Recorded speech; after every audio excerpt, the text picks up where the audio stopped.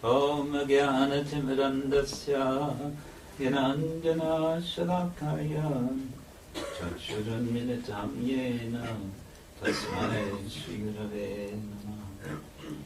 Shri Chaitanya-manobhishtam Shtabitam yena bhutale Swayam Rupakadamayam dadati svapadantikam Vandeham Shri-Guru Shri Yukta Padakamalam Shri Gurun Vaishnavamscha Shri Rupam Sagrajatam Sahagana Raghunatham Vitam Sajjivam Sadvaitam Savadutam Paridana Sahitam Krishna Chaitanya Devam Shri Radha Krishna Padam Sahagana Lalita Shri Visham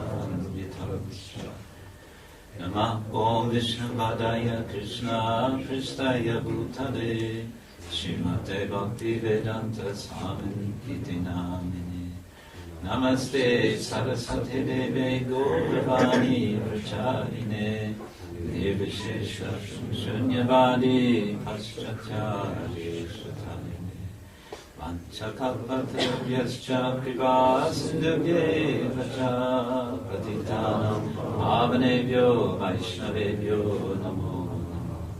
He Krishna Karuna Sindhu Dinabandhu Jagatpate Gopesha Gopika Kanta Radha Kanta Namostute Tapta Kanchana Gaurangi Radhe Vrindavaneshwari Shavanu-sute Devi Pranamami Hari Priya Jaya Shri Krishna Chaitanya Prabhu Nityananda Shri Advaita Gadadhar Shivasari Gaura Bhaktavrinda Hare Krishna Krishna Krishna Hare Hare Hare Rama Rama Rama Hare Hare Om Namo Bhagavate Vasudevaya Om Namo Bhagavate Vasudevaya Om Namo Bhagavate Vasudevaya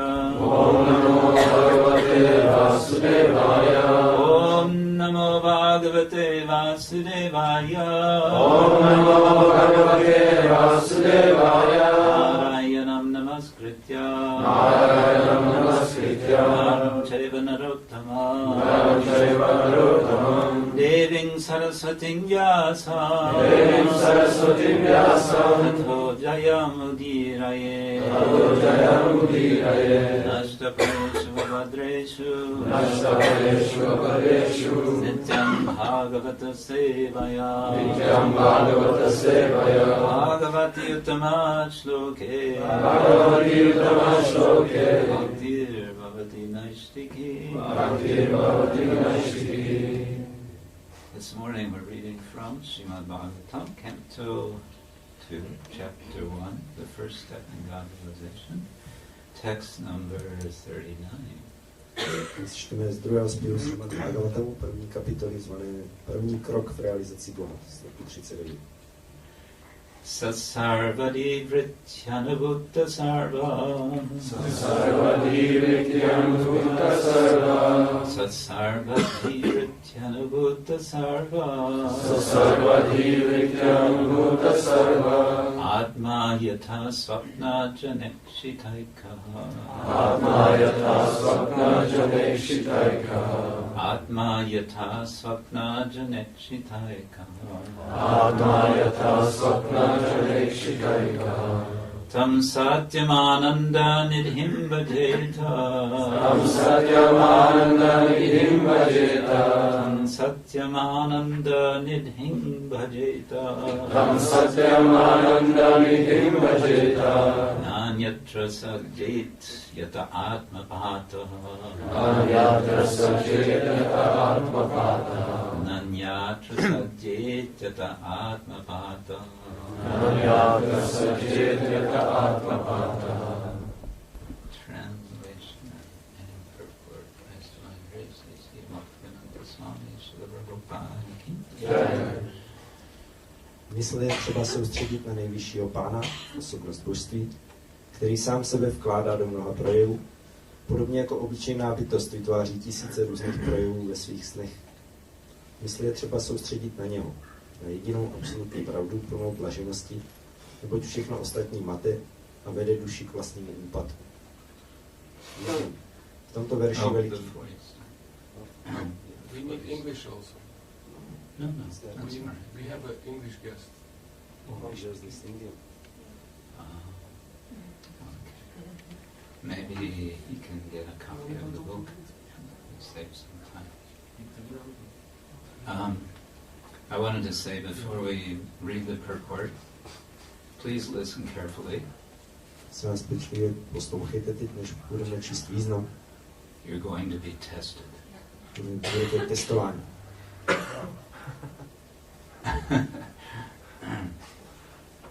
This is a school of Krishna consciousness.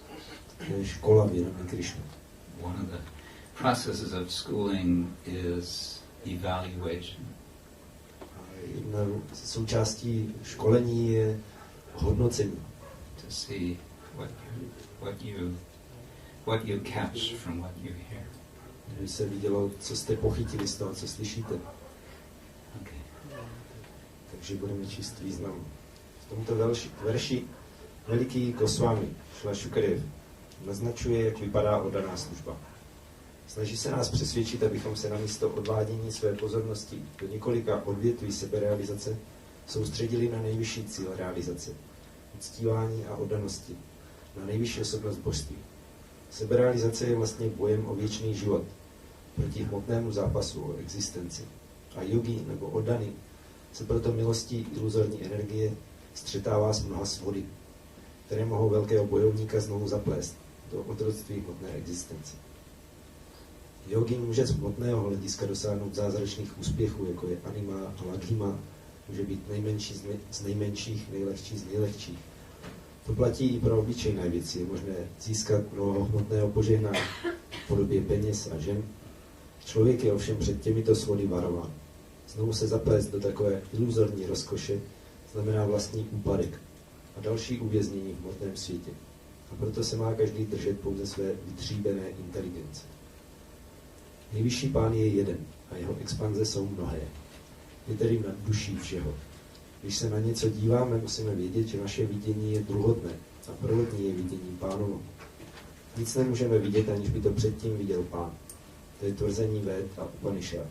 U všeho, co vidíme nebo co děláme, je pán nad duší našeho vidění a konání.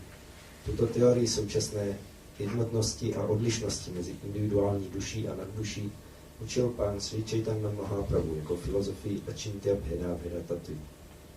Virát Rupa, gigantická podoba nejvyššího pána, zahrnuje vše hmotně projevené a je tedy nad duší všeho živého i neživého. Je však zároveň projeven Nárajana, Višnua. A když tak budeme postupovat dál a dál, zjistíme nakonec, že pán Krishna je konečnou nadduší všeho, co existuje. Závěr tedy je, že bychom bez váhání měli začít uctívat pána Krishnu, případně jeho úplnou expanzi Nárajana a nikoho jiného. Ve védských hymnech se jasně říká, že ze všeho nejdříve Nárajana pohlédl na hmotu a tak započalo stvoření. Před stvořením neexistovali ani Brahma a Shiva, natož pak ostatní. Sripad Shankaracharya bez výhrad uznal, že Nárajan je nadhmotným stvořením, zatímco všichni ostatní jsou uvnitř tohoto stvoření. Celé hmotné stvoření je tedy s Nárajanem totožné a zároveň se od něho liší. To potvrzuje filozofii ačintya-bheda-bheda-tattva pána Sri Chaitanya Mahaprabhu. Jelikož celé hmotné stvoření vyšlo z pohledu Nárajana, neliší se od něho. Jelikož je to však projev jeho vnější energie Bahiranga Máji, který nespadá do jeho vnitřní síly ātma Máji. Celé stvoření se od něho zároveň liší. V tomto verši je velice pěkný příklad se snícím člověkem. Spící člověk vytváří ve snu mnoho různých věcí. Sám se stává zúčastněným pozorovatelem snu, také na něho působí jeho důsledky. Toto hmotné stvoření se přesně podobá snu, který vytvořil pán, ale on jako transcendentální nadduše není nikdy zúčastněný a není ani zasažený účinky vysněného stvoření. Neustále si udržuje své transcendentální postavy. Je však zároveň podstatou všeho a nic od něho není oddělené. Jako jeho části se tedy bez rozptylování máme soustředit pouze na něho. Jinak nás nepochybně jedna po druhé přemohou síly hmotného stvoření. Potvrzuje to Bhagavad Gita 9.7. Sarva-bhūtāni kaunteya prakritim yanti māmikām kalpakṣaye kristāni kalpādau visajjāmyaham. Na konci věku vstoupí veškeré hmotné projevení do mé podstaty, o synu Kunti. Na začátku nového věku je opět stvoření. Lidský život je příležitostí uniknout tomuto opakovanému tvoření a ničení. V něm má duše možnost dostat se z dosahu Pánovy vnější energie a vstoupit do jeho vnitřní energie. Tak to končí Bhaktivedantové výklady první kapitoly druhého zpěvu Srimad-Bhagavatamu, nazvané první krok v realizaci Boha.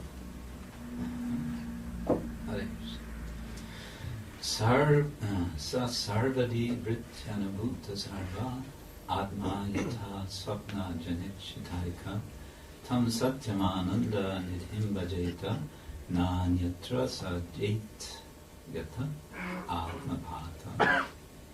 All right, so you're ready for the test? Připraveni na test. Yes? Depends. Depends how the test goes. Actually, memory is a very interesting thing. Paměť je velice zajímavá věc. A few days ago I was in London and one devotee from America told an experience that he had. Já jsem byl před pár dní v Londýně a jeden podaný z Ameriky tam vyprávěl o svém zážitku. Many years ago he said he was in Malaysia. Říkal, že byl před mnoha lety v Malajsii. And he had been a devotee for some years. To už byl několik let oddaný. And he was with a couple of friends. They had gone to the beach for a little break, a little transcendental excursion. Pár přátel, kteří tam jeli na pláž na takovou transcendentální rekreaci. They decided to go surfing. Rozhodli se, že budou surfovat. Well, in the course of surfing, this devotee had an accident. Při tom surfování se oddanému stala taková nehoda. One of the dangers of surfing is that you fall off the board and then you get hit by the board. To je jedno z nebezpečí surfování, že spadnete z toho prkna a on vás potom praští. So that happened to me. He was hit very hard in the head by the board. To se mi přesně stalo, že dostal tím prknem velkou ránu do hlavy. He managed to get himself back on the beach.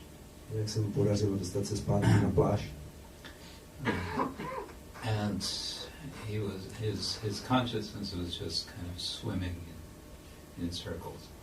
Jeho vědomí tak jako plavalo do kolečka. And he realized that he didn't remember anything. Uvědomil si, že si nic nepamatuje. He didn't know who he was. Nevěděl, kdo je. He didn't know where he was. Nevěděl, kde je. He didn't know why he was on this beach. Nevěděl, proč je na té pláži. He had a serious case of amnesia. Měl vážný případ amnézie. While he was standing on the beach wondering who he was and where he was and why he was here, Když tak stál na pláži a přemýšlel, kdo je a kde je a proč tam je. there were some fellows, some farm workers nearby. They were doing some kind of harvesting, and they saw him. Tam byli nějací farmáři, kteří prováděli sklizeň a ti ho viděli. And they were curious. They came over. They wanted to talk to him. Byli zvědaví, tak k němu šli a chtěli s ním mluvit. They were, I believe they were Indian background. There are many Tamil Indians. And they saw that he had a Brahmin thread. This devotee from America had a white devotee, but he had this Brahmin thread. So they were very curious.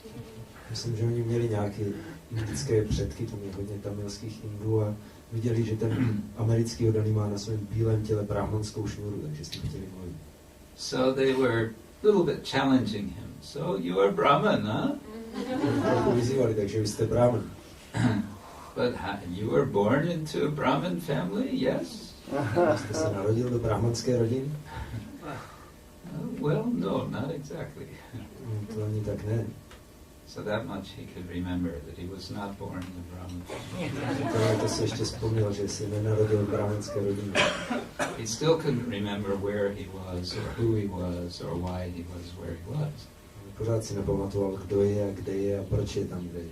But as these people were challenging him about his brahminical status, Když ti lidé mu dávali vyzývavé otázky na jeho brahmanské postavení, he suddenly remembered a verse from the Bhagavatam. si na něj vzpomněl na jeden verš Bhagavatam, in which Narada Muni explains that a brahmana becomes is qualified. Can be understood to be a brahman due to one's qualification, not according to one's birth. Narada Muni říká, že člověk může být přijímán jako brahmana podle svých kvalifikací a ne podle původu. He remembered the Sanskrit even. On si dokonce vzpomněli na sanskrit. I can't remember the Sanskrit of that verse. Já si teď nevzpomínám na sanskritský verš. So he quoted the verse, Takže on citoval ten verš. and these young boys, they were impressed. Na ty mladé chlapci to udělalo dojem. Oh, he's learned it. To je učený pandit. So they became convinced. They agreed. Okay, so you are Brahman. Hare Krishna. Takže to je přesvědčilo. Takže vy jste brahmana, Hare Krishna. This American devotee still couldn't remember who he was, Americký orang si pořád nevzpomínal, kdo je, or where he was, kde je or why he was wherever he was. a proč je tam, kde je. It took him another week to actually remember it, for the memory to come back. Ještě trvalo týden, než se mu ty vzpomínky vrátily. But he remembered a verse from the Bhagavatam. Vzpomněl si na verš Bhagavatam. So my question to you is, supposing you were suddenly on a beach somewhere in Czech Republic, you don't have beaches. You're stranded on an island somewhere, and there you are. It's you and the natives of this island, and you have to convince them of Krishna consciousness. You may not even remember who you are yourself. To je moje otázka k vám. Kdybyste se odstli na nějakém ostrově, kde budete sami jenom s místními domorodci a teď byste měli nějak přesvědčit o vědomí Krišny, a možná si ani nebudete vzpomínat, kdo sami jste. But somehow the only thing you can remember is the verse and purports to Srimad-Bhagavatam, Canto 2, Chapter 1, Text 39. Jediné, na co si vzpomenete, bude význam a verš z Bhagavatamu, druhého zpěvu první kapitoly, sloku 39. So, my question is, what do you remember? Tak to je moje otázka, co si z toho pamatujete? What is some point from this purport that you remember? Nějaký bod z toho významu, který si pamatujete? Anyone? Yes. There's a fight with material energy. There's a fight with material energy. Yes, we tend to remember about fights, don't we? Probíhá boj s hmotnou energií, což si často vzpomínám.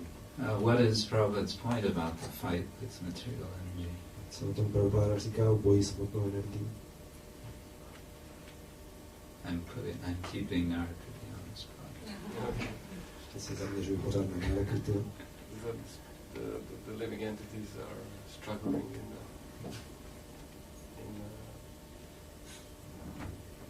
with material energy, trying to enjoy, and that fight is difficult because living entities are attached. It's a difficult fight. Difficult fight. To je těžký boj. Actually, Prabhupada says, devotee is faced with many allurements which can entangle a great fighter again in the bondage of material existence. Prabhupada říká, že poddaný se setkává s mnoha svodí, které mohou velkého bojovníka znovu zaplést do otroctví hmotné existence. Do we have any great fighters here? Jsou tady nějací velcí bojovníci? Taekwondo or any of that sort? Že by dělali taekwondo. Kung fu. Kung fu? Kung fu.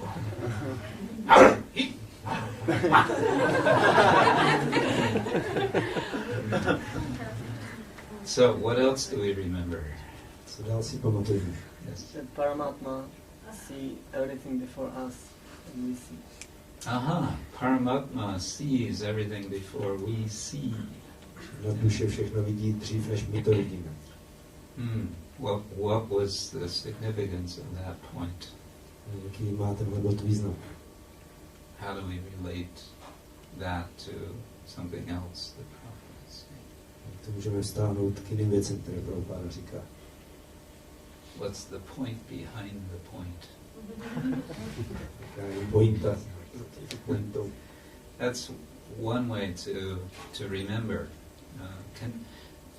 Memory is very much a matter of connections, of one thing leading to another, So one can remember one point. What does that have to do with something else? So like that, you can connect the dots, as they say in English, To je jeden between způsob different ideas.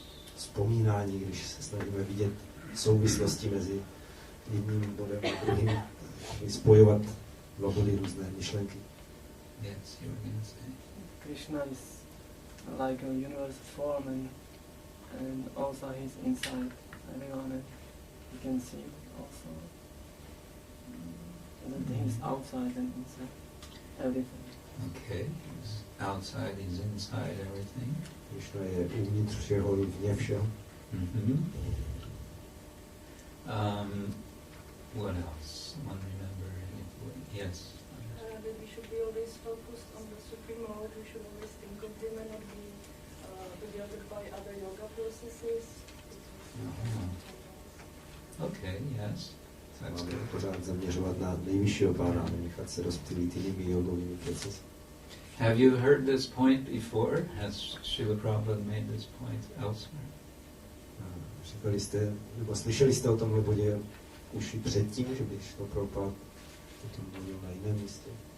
Yes, I remember from Nectar of Devotion, especially as Prabhupada, he's recalling these like Himala, cities and other cities. Oh yes, he's giving a list of the siddhis. And he's saying what? He's saying they're not so interesting for devotees. Nektar oddanosti je seznam mystických dokonalostí a Prabhupada říká, že nejsou pro mě nějak zajímavé. All right. Is there something from this verse and purport that you never heard before? Je v tomhle verši významu něco, co jste nikdy předtím neslyšeli? Nah, we've heard it all. To už jsme všechno slyšeli. How about from this chapter? This is the last verse of chapter 1, canto 2. Is there something, because being at the end of the chapter, it's nice to review the chapter. You could individually now go back over the chapter and see what highlights there are. Celá ta kapitola, kterou jsme právě dočetli, první kapitola Rozpěl, můžete si individuálně projít zpátky, co tam bylo za důležité body. There you are on that desert island, and all you have is chapter 1 of canto 2 to survive. Right? Na opuštěném ostrově a máte přežití jenom první kapitolu druhého zpěvu. So any highlights of this chapter that you... Yes? Like, it's not that I have never heard it before, but I didn't remember it from my last reading, so it was very nice and refreshing, and especially the point like when it's described how different things which we can see in this world, how we can relate them to the Lord, and especially one point struck me that this universal form is actually imaginary. Although it's real, but like we don't worship it and we can't comprehend it like this. So, Je to popis, který mě zaujal, jak všechno se pojí s vesmírnou podobou, ale ve skutečnosti, že tato podoba je imaginární a že ji nemůžeme uctívat. Good. Any other points? If you have a point and you can't say it in English, that's fine. You can say it in Czech. Můžete říct i česky. How the Virat Rupa is actually the manifestation of the external energy of the Lord, and in that way you can understand that the Lord is removed, and also the non-different from that manifestation, Okay. because it doesn't belong to his internal energy, ātma-pātaḥ. Vinátrupa je projevem jeho vnější Ātma-māja, energie, not ātma-māja. Aha. proto je pán zároveň vzdálený od tohoto projevu, i když je v něm, ale není to projev jeho vnitřní energie, ātma-māja. All right, good.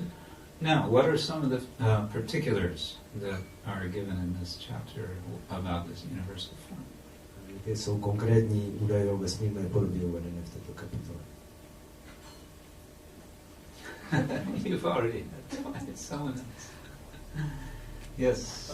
Jak jednotlivé skupiny společnosti představí jednotlivé údy nejvyššího pána, brahmani představí hlavu, kšatrově, Does this mention how the individual groups of people like brahmanas represent the head of the Lord and kshatriyas his arms?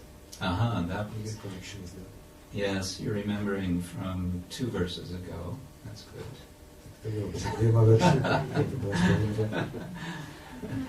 I just want to mention that this is the often quoted thing by Srila Prabhupada in lectures and conversations when he was speaking about Varnashram Dharma, giving an importance of Brahmana's head, comparing it to legs Okay. and so on.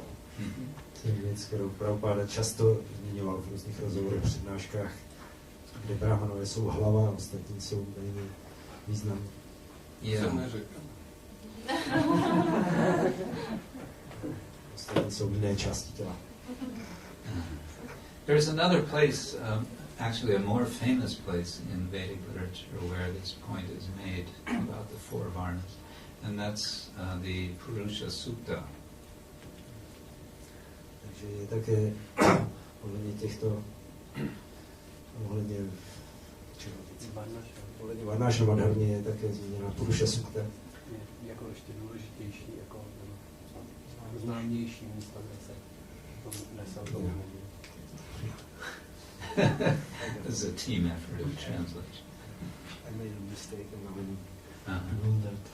Oh, takže to je ještě známější místo, kde se zmiňuje Varnashram Dharma je Purusha Sukta. Okay, well, I won't belabor the point about memory, but it is, of course, our intention as we're reading, as we're hearing, we're also trying to remember. Takže to je, co je naším záměrem, když čteme, nasloucháme, abychom také vzpomínali. Okay, the translation again. One should concentrate his mind upon the Supreme Personality of Godhead, who alone distributes himself in so many manifestations, just as ordinary persons create thousands of manifestations in dreams. One must concentrate the mind on Him, the only all-blissful absolute truth, otherwise one will be misled and will cause his own degradation. Překlad ještě jednou, mysli je třeba soustředit na nejvyššího pána, osobnost božství, který sám sebe vkládá do mnoha projevů. Podobně jako obyčejná bytost vytváří tisíce různých projevů ve svých snech. Mysli je třeba soustředit na něho, na jedinou absolutní pravdu plnou blaženosti, neboť všechno ostatní mate a vede duši k vlastnímu úpadku. This is a verse in the form of an injunction. Takže to je verš, který má podobu příkazu. The injunctive verb is bhajeta. To sloveso vyjadřující příkaz je bhajeta. And along with the positive injunction, there is a negative injunction. Společně s pozitivním příkazem je tam negativní příkaz. Which is sajjet. Sajjet. So bhajeta, one should worship, one should meditate, one should concentrate upon. Tam satyam, that supreme truth, or that truth. Bhajeta znamená, že člověk má uctívat a soustředit se na tam satyam, tu nejvyšší pravdu. Why should I concentrate? Why should I meditate, worship that truth? Proč bych měl meditovat o této pravdě uctívat? The truth often hurts. Pravda často bolí. You have that expression in Czech. The truth can be painful. Česky se říká pravda bolí. Bolí. Pravda je někdy krutá. Pravda bolí. Yeah, we don't like the truth, actually. V skutečnosti nemáme pravdu moc rádi. We like illusion. Máme rádi iluzi. We like to be sleeping. Rádi spíme. Because when we sleep, then we can dream so many nice dreams. Když spíme, můžeme mít tolik pěkných snů. So why should I meditate on truth? That's painful. Proč bych měl meditovat o pravdě, která bolí? But here it says why. Tady je řečeno proč. That satyam, it is ānanda-nidhiṁ. Toto satyam je ānanda-nidhiṁ. It is an ocean of ānanda, an ocean of bliss. Oceán blaženosti. Oh, so that satyam I'm not familiar with. I'm familiar with the painful kind. Tuhle pravdu s tou nejsem až tak obeznámený, já znám tu bolavou. If we could understand, if we could be aware about how blissful truth is, then the mind would rush to that all the time. It would naturally be going for that truth, isn't it? Kdybychom věděli, jak je pravda blažená, tak přirozeně by se tam naše mysl pořád hnala zem. The demigods, when they were praying to Krishna in the womb of Devaki, before they could see him, they offered a nice prayer about him as being the absolute truth. Když se polobozi modlili ke Krishnovi v lůně Devaki, ještě předtím, než ho mohli vidět, tak se modlili, kde ho velebili jako absolutní pravdu. Satyā-vṛttam, satyaparam, tri satyam, satyasya yonim nihitam, tri satye, satyatmakam, satyasya satyam, vrita satyanetram, satyatmakam, tam, sharanam prabannam. Lots of satya in the verse, lots of truth. V tom verši je hodně satya, pravda. And one of the expressions is satyasya satyam. You are the truth of truth. You are truth's truth. Pravda pravdy. Pravda pravdi.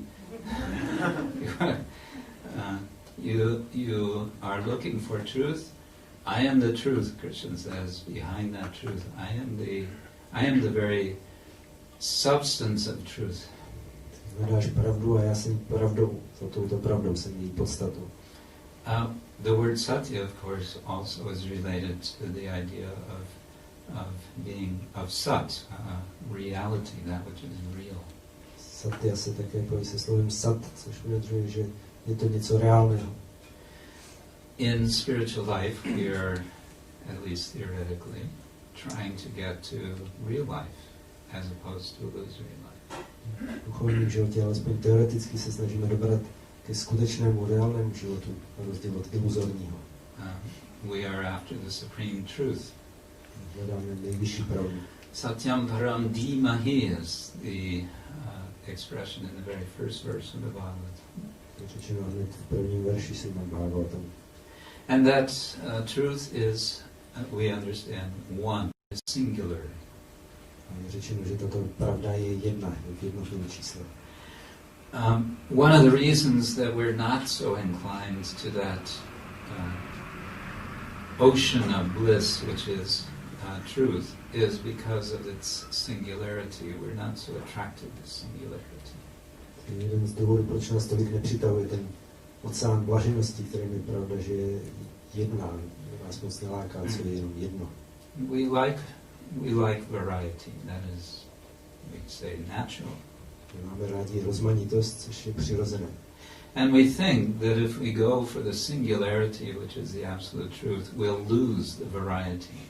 Myslíme si, že kdybychom vyhledávali jenom tu jednu pravdu, tak bychom ztratili rozmanitost. Some people, they go for the singularity in preference for emptiness. Někteří lidé mají raději jednotu před prázdnotou. Advaitavadins, they go for the one in preference to the none. Advaitavadi dávají přednost hledat jedno před nulou.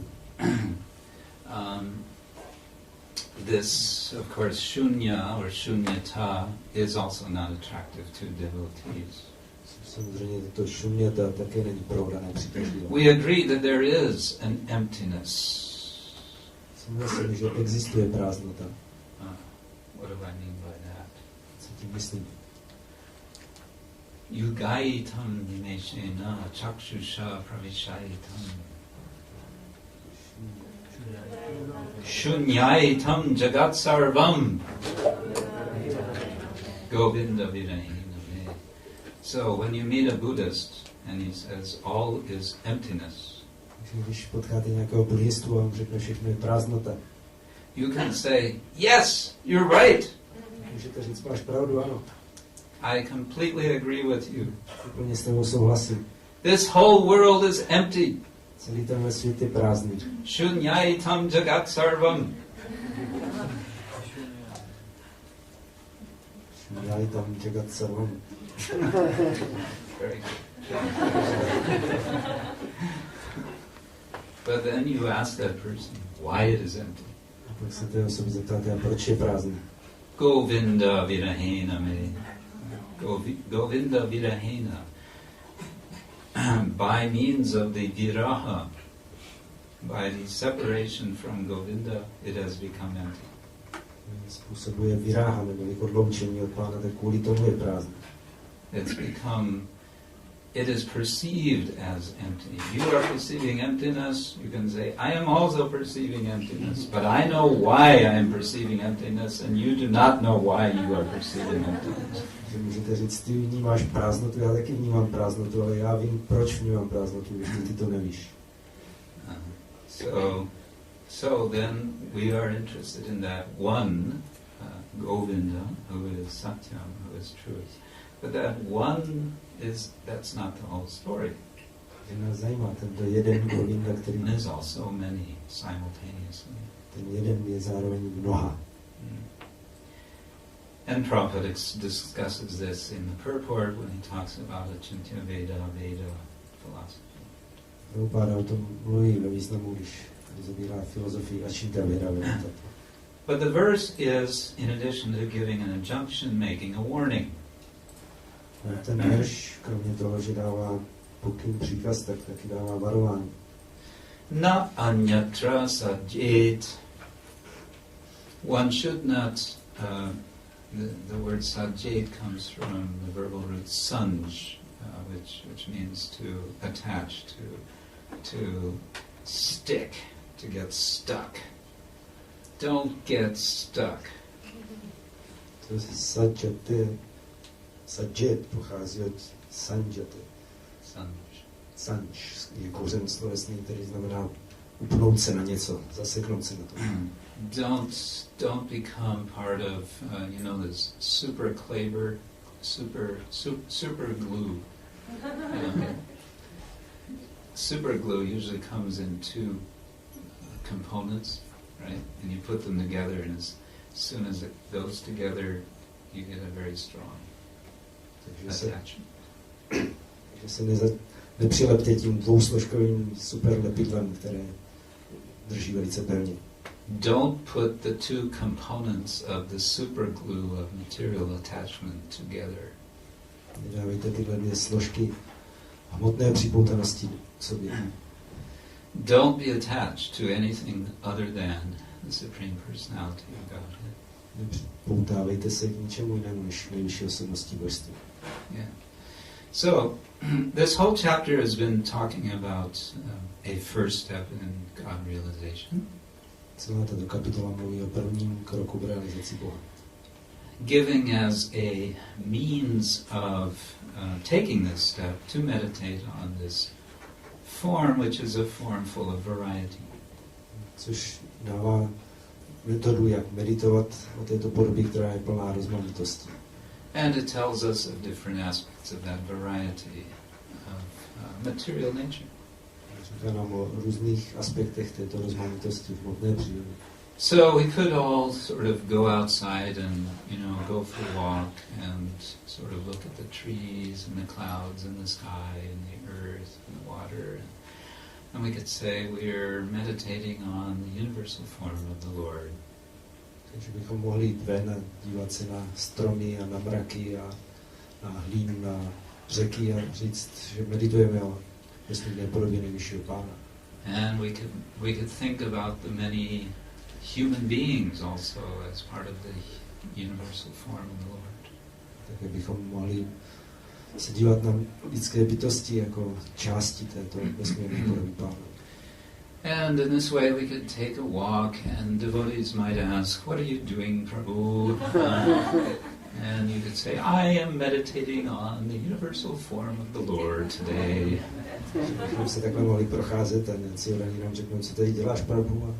No, já medituji dneska o vesmírné podobě Pána. It is the first step in God realization, and I've decided it's time to go back to the first step because I need to do a little review. To je první krok v realizaci Boha, no a já jsem se rozhodl, že se musím vrátit k tomu prvnímu kroku, abych si to tak nějak zopakoval. Back to basics. Zase zpátky k základu. Well, one might do that, but we also understand that we want to go beyond the first step. Což můžeme dělat, ale také musíme chápat, že můžeme jít ještě dál za tento první krok. But also before going on to the first step, we want to actually, in going on to the next step, one does not leave behind the first step. Exactly. Když pokračujeme tím druhým krokem, tak ve skutečnosti ten první nenecháváme za sebou. This is a practice of yoga actually being described. Tady se popisuje praktikování jógy. And Sridhar Swami in his commentary emphasizes this point, that all of this meditation on matter is for a devotee a matter of yogic meditation. Sridhar Swami zdůrazňuje ve svém komentáři tento bod, že pro oddaného je meditování o vesmírné podobě v přírodě krokem jogového procesu. We heard about yesterday how one can think of this as a kind of ritual.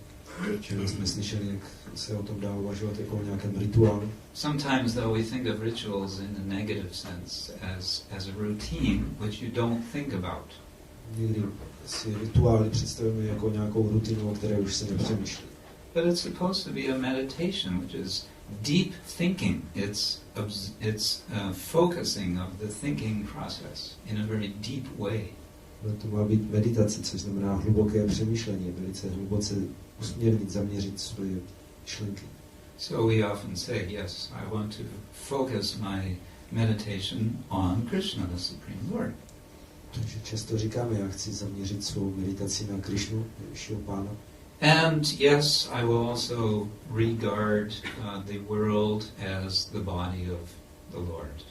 Budu se i na tento svět dívat jako na tělo Pána.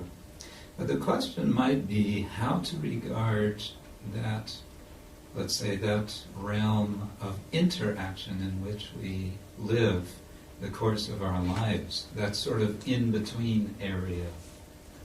Jak vztahovat tu oblast mezi ty interakce, ve kterých žijeme svůj hmotný život.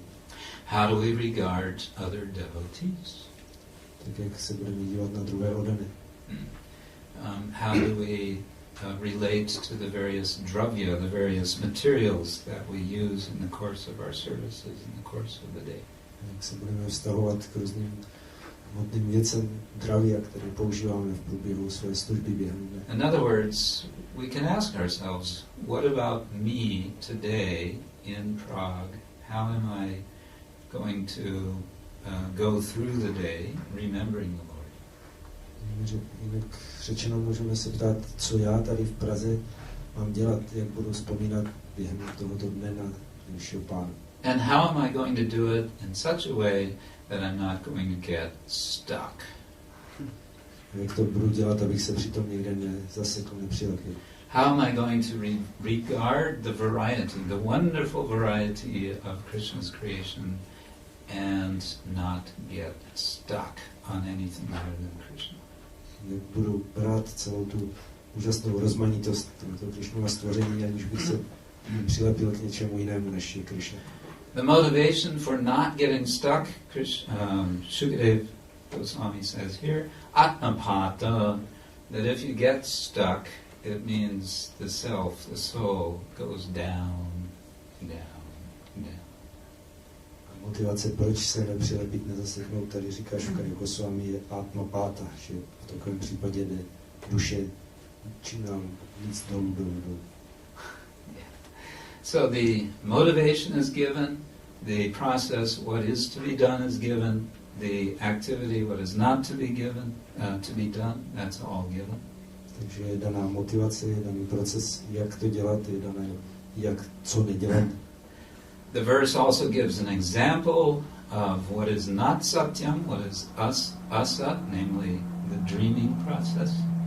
Verš také dává příklad toho, co není satyam, co je asat, neboli proces snění. Everything is given in this actually one verse. Prabhupada said you can discuss one verse for 1 month, or was it 3 months? At least 1 month. One verse of Bhagavatam, 1 month, there is so much there. Takže tohle všechno je tady dané. Jak Prabhupada říkal, můžete o jednom verši z Bhagavatam diskutovat celý měsíc. So, the intention of all of this is, I'm trying to emphasize memory. Takže já se tady snažím zdůrazňovat paměť. Actually, memory is a wonderful thing. Paměť je v skutečnosti úžasná věc. We want to cultivate it, just like you cultivate a garden. To chceme kultivovat, stejně jako se kultivuje zahrada. And we want to cultivate good memory, and that is the opportunity we get from Shastra. Chceme kultivovat dobrou paměť, dobré vzpomínky, a k tomu nám dává příležitost Shastra. So, my suggestion is, sometime today, give yourself a little time, go back to this chapter of Bhagavatam. To je můj návrh. Vymezte si na to dnes trochu času, abyste se vrátili k té první kapitole druhého zpěvu. Read again this verse and this purport. Přečtěte si znovu tenhle verš a význam. See if you can remember something that we talked about today. Zkuste si vzpomenout, nebo podívejte, jestli vzpomínáte na něco, o čem jsme dnes mluvili. And if you have a little more time, go back through the verses of the whole chapter. Jestli budete mít ještě trochu víc času, tak si projděte všechny verše této kapitoly. And in this way your memory will be freshened. Tak se vaše paměť občerství. And you'll feel very satisfied that you have been studying this chapter of Srimad-Bhagavatam, the message of Shukadeva Swami. Budete cítit velkou spokojenost, že jste prostudovali toto poselství Shukadeva Swami v této kapitole.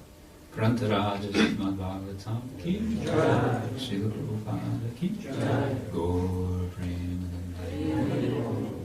Any burning question or pertinent comment? Palčivá otázka, komentář.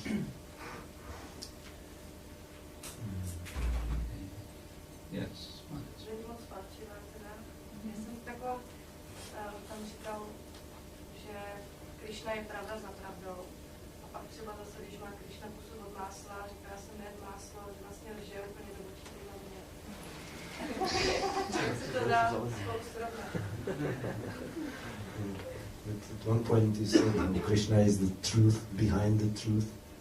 Truth is truth. And at another occasion Krishna is eating butter and still some spots on his lips, and he's asserting to his mother, no, I didn't eat any butter, so how do you... He's telling lies. Taky lže. How is it that the Supreme Truth is telling lies? Protože nejvyšší pravda říká lži. That's a good question. Dobrá otázka. Well, one way to see it is that indeed Krishna is not telling lies. V jednom smyslu to můžeme vidět tak, že Krishna vlastně neříká lži. Actually, I don't have a specific example, but I do know that commentators are often working overtime to explain how Krishna is actually telling the truth here. Já nemám po ruce příklad, ale často komentátoři dělají takové přesčasy, aby vysvětlili, jak Krishna ve skutečnosti říká pravdu. There are many songs, especially from one North Indian poet saint, Surdas, focused especially on this pastime of stealing butter by Krishna. Mnoho písní, jeden severoindický básník Surdas napsal písní, které právě se zabývají touto zábavou, jak Krishna jí krane máslo. And it's a kind of challenge for the poets to explain how actually Krishna is not a thief. Je to taková výzva pro básníky, aby vysvětlili, jak Krishna vlastně není zloděj. And how he's actually telling the truth. Jak vlastně říká pravdu. But they always find some way. Oni si vždycky najdou nějaký Through some způsob. tricks of language. Nějakými hrátkami s jazykem. But they also explain how Krishna is the biggest thief. Ale zároveň vysvětlují, jak je Krishna největší zloděj. Right? And Prabhupada explains like this as well, that thievery is there in the world. Prabhupada to vysvětluje taky, že zlodějina ve světě existuje. Did you ever get something stolen from you? Taky vám někdy někdo něco ukradl? No? Did you ever steal something from someone? Jste taky někdy už někomu něco ukradli? No. I never stole anything from anyone. I didn't even steal a cookie from the cookie jar. Já jsem nikdy nic neukradl, dokonce ani sušenku někdy z krabice. So stealing is there. Takže kradení tady je. Now, who is the best thief? Kdo je nejlepší zloděj? That is our philosophy. To je naše filozofie. We worship the best thief. My uctíváme nejlepšího zloděje.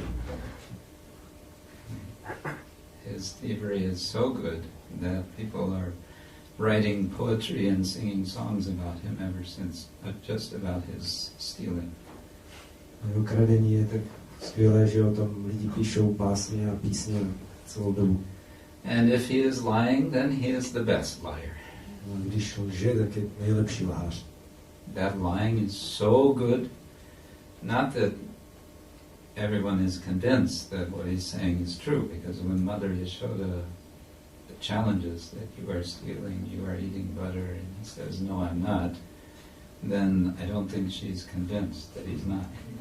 Jeho lhaní je tak dobré, i když ne, že by bylo přesvědčivé, jak měla matka Jašoda uvidíme, ty si kradl máslo nebo jedl hlínu, tak on sice podporuje, ale nepřesvědčí to. No, Mata, it was the monkeys. Ne, oni to byly opice. I just was innocently walking by and these monkeys came along and they started throwing butter at me. Já jsem tady jenom šel nevinně okolo a najednou přibíjeli opice, začali po mně házet máslo. But in this way we celebrate, yes, the supreme truth, and that supreme truth embodies, includes any falsehood. He is the truth which encompasses everything. Takže to je, mluvíme o nejvyšší pravdě, která zahrnuje všechno i veškerou faleš. You have any thoughts on that? I want the right answer.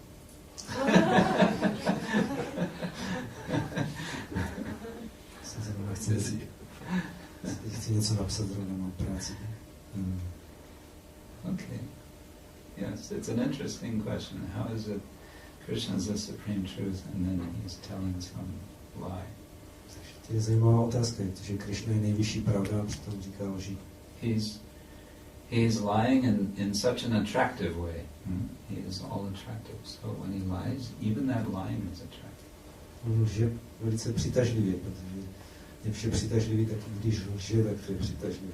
He's also making opportunity for the devotee to correct him.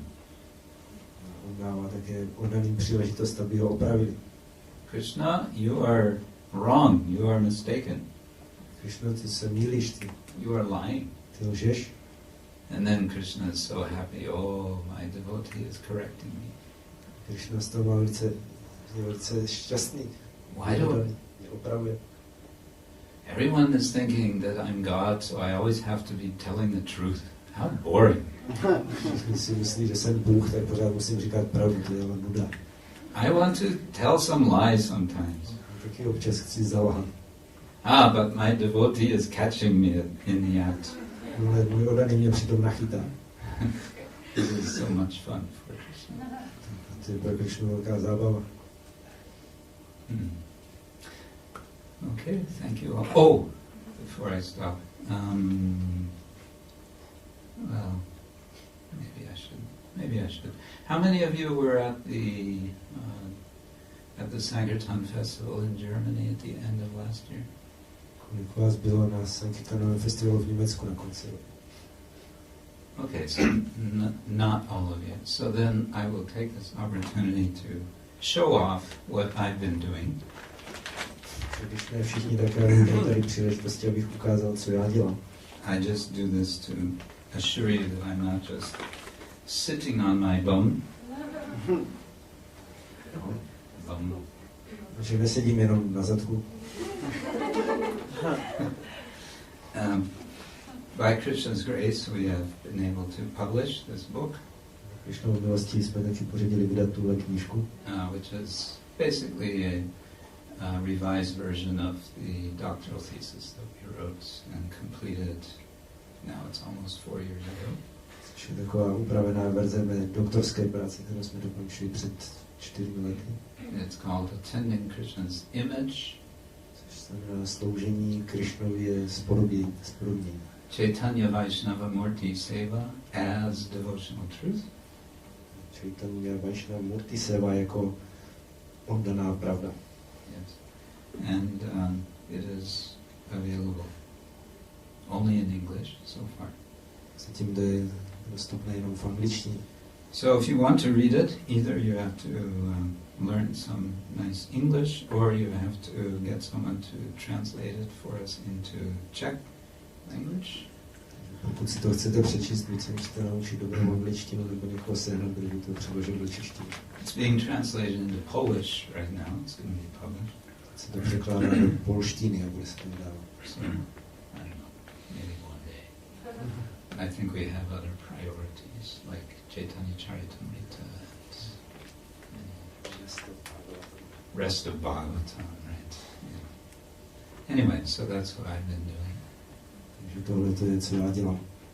And also I've been doing some teaching, that's why I wanted to give you examination in the beginning. Taky trochu učím, tak proto jsem vás chtěl na začátku zkoušet. At the University of Florida, we had 2 semesters of teaching. Jsme učili 2 semestry na Floridské univerzitě. Yes. Okay, thank you very much. Srila Prabhupada ki. Krishna Kshetra Swami. Memories.